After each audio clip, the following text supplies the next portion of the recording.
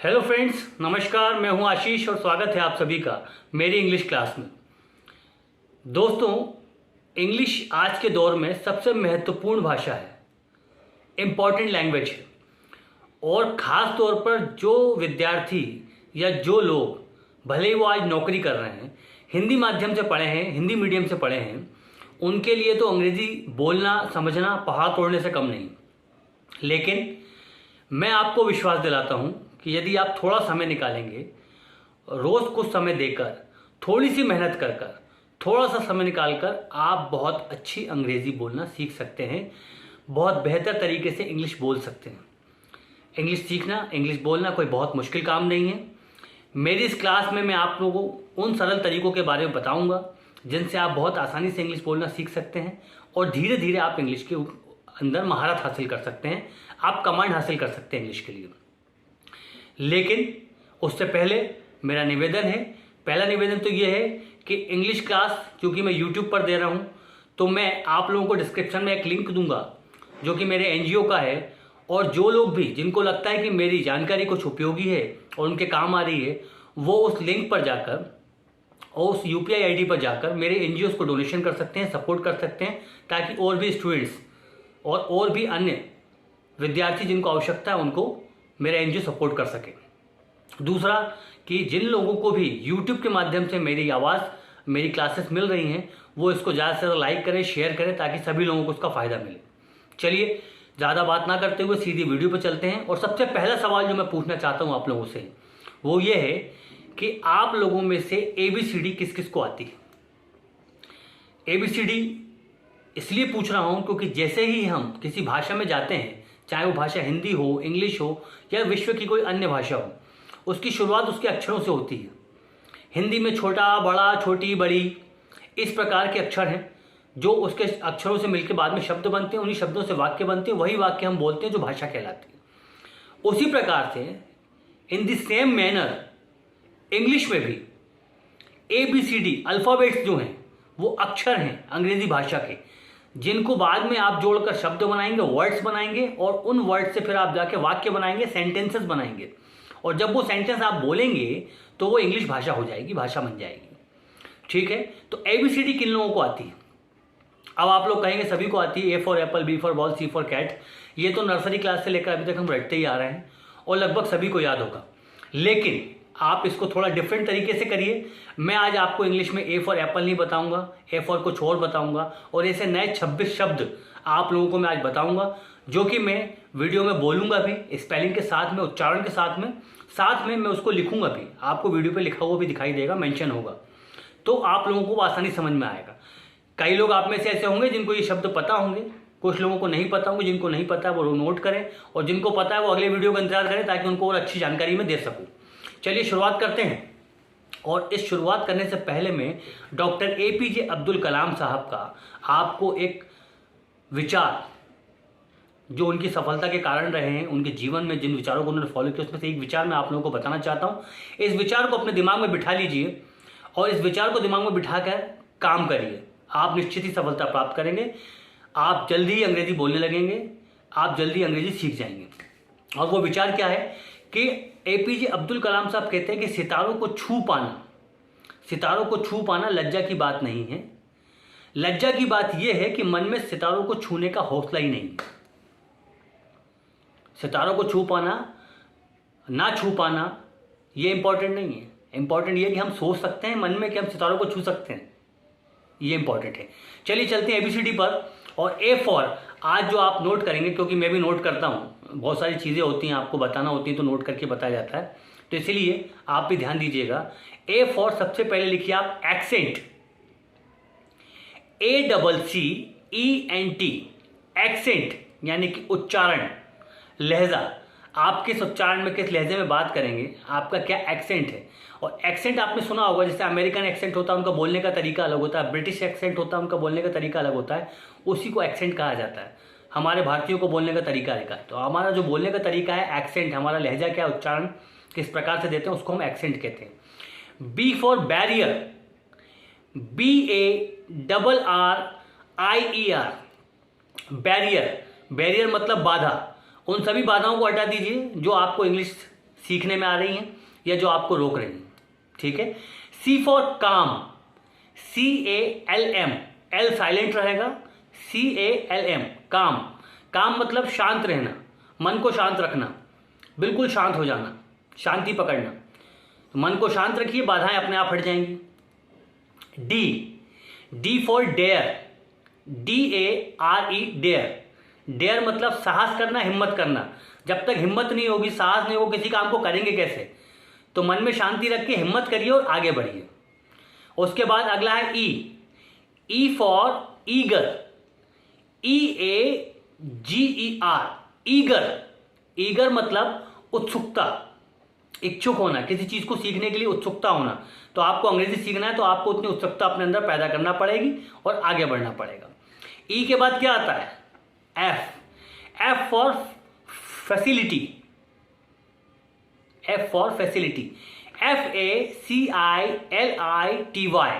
Facility मतलब सुविधा। तो आपको जहां सुविधा मिले, जिस प्रकार सुविधा मिले, वो मौका मत छोड़िए, उसको पकड़िए और सीखना शुरू कीजिए, अपनी सहूलियत के हिसाब से आगे बढ़िए। फैसिलिटी यानी सुविधा या सहूलियत। F के बाद क्या आता है? GAIN, gain. गेन मतलब लाभ, नफा, फायदा। गेन करिए, कहीं भी जाइए गेन करिए। आपके टीचर साहब से कहते होंगे, आपने कई बार शब्द सुना होगा। हम हमारी दैनिक दिनचर्या में बहुत सारे शब्द ऐसे हैं जो इंग्लिश के इस्तेमाल करते हैं, मगर हमको ध्यान नहीं देते, इसलिए हमको पता नहीं। आपको कई शब्द अंग्रेजी के पहले से आते हैं, तो लाभ उठाइए, देखिए आपके फायदे की चीज़ कहाँ है, उसको गेन करिए। उसके बाद जी के बाद H for habit, HABIT, habit. Habit मतलब आदत, बचपन से सिखाया जाता है, good habits and bad habits. अच्छी आदतें पकड़िए, खराब आदतें छोड़ दीजिए। H फॉर हैबिट, इसलिए H फॉर हैबिट है। आगे बढ़िए। H के बाद I for ideal, IDEAL, ideal. Ideal मतलब आदर्श। जीवन में किसी को आदर्श बनाइए और उसके अनुसार काम करिए। हर किसी के जीवन में कोई ना कोई एक हीरो होता है जिसको देख के वो सीखना चाहता है, वो चाहता है कि उसके जैसा बने। आप भी किसी को आइडियल बनाइए और आगे बढ़िए। वो आपका दोस्त हो सकता है, आपके पिता हो सकते हैं, आपके टीचर हो सकते हैं, कोई अन्य व्यक्ति हो सकता है। देखिए आपके जीवन को कौन बदल रहा है, उस आइडियल से आइडियल बनाइए, आगे बढ़िए। आइडियल के बाद job, J for job, JOB, job. हर व्यक्ति को जरूरत है, इसलिए J फॉर जॉब लिया। जॉब मतलब आपकी नौकरी, आपका काम।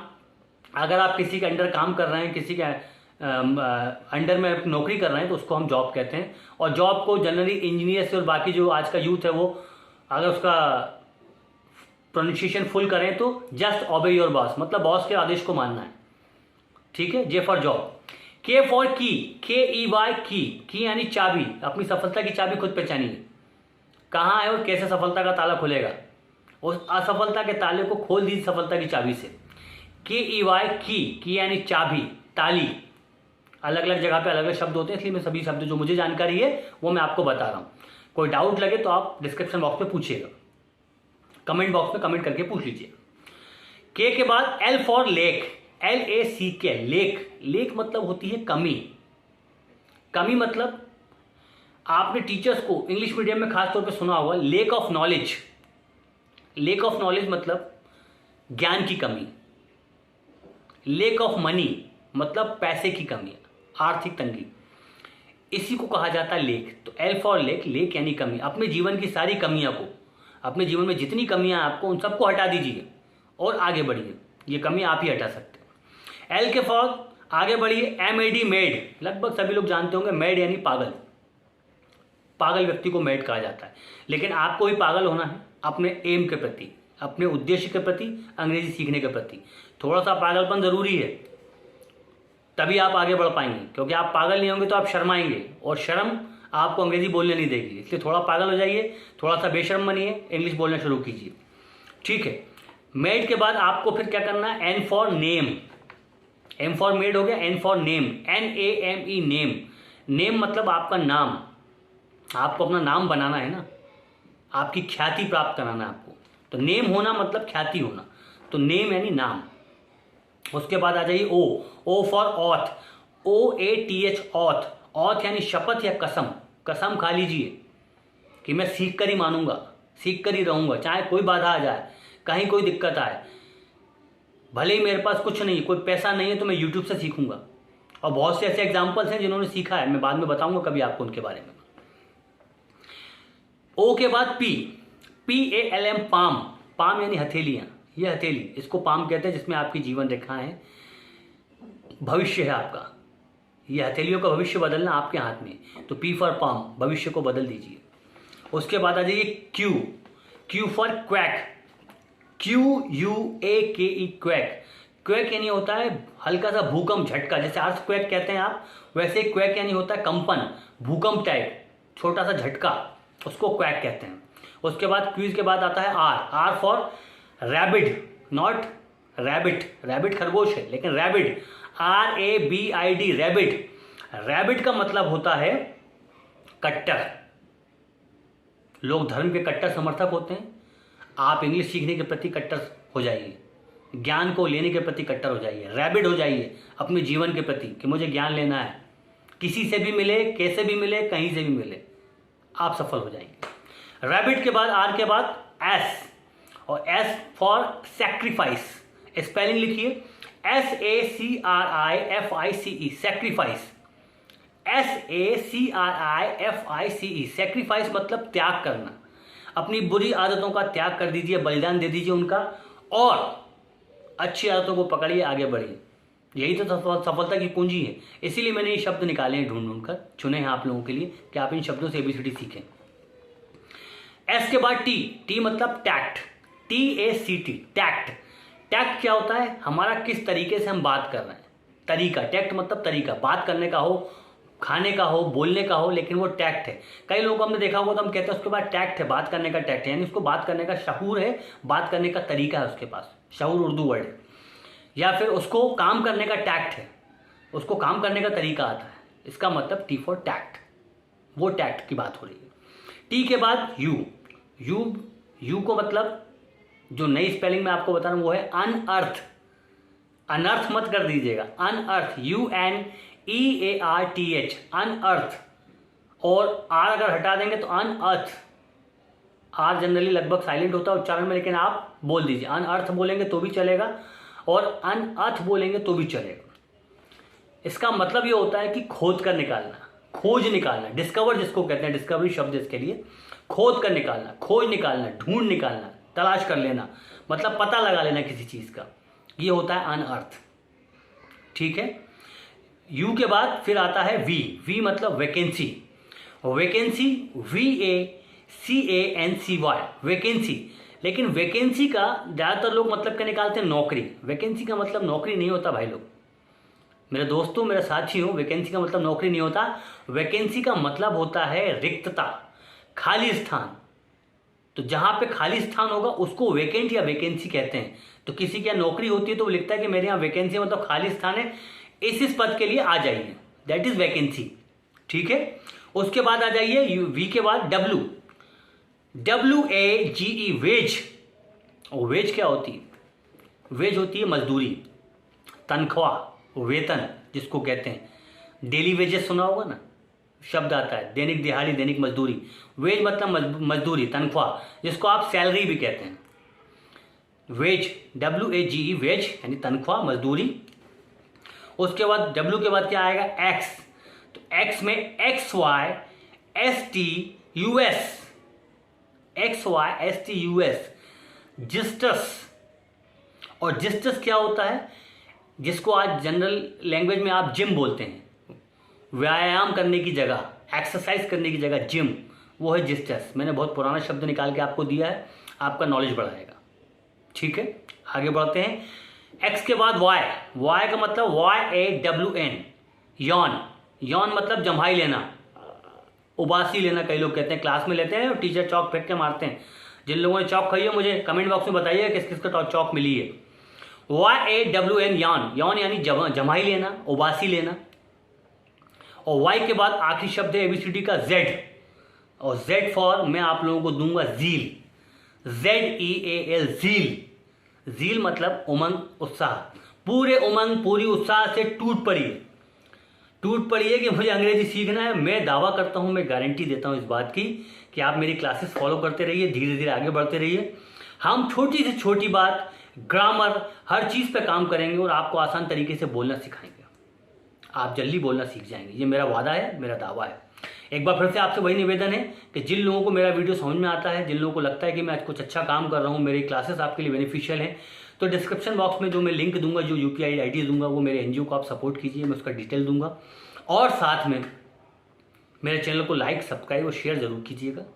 मेरे पेज को, मेरी जानकारी को लाइक, शेयर, सब्सक्राइब जरूर कीजिएगा ताकि इसका लाभ सभी को मिल सके। आज की वीडियो में आज के लिए इतना ही। आज आपने ABCD सीख ली है। कल अगले वीडियो में फिर किसी नए टॉपिक पे इंग्लिश लैंग्वेज के लिए बात होगी। तब तक के लिए इंतज़ार कीजिए। बहुत बहुत धन्यवाद। Goodbye. Thank you.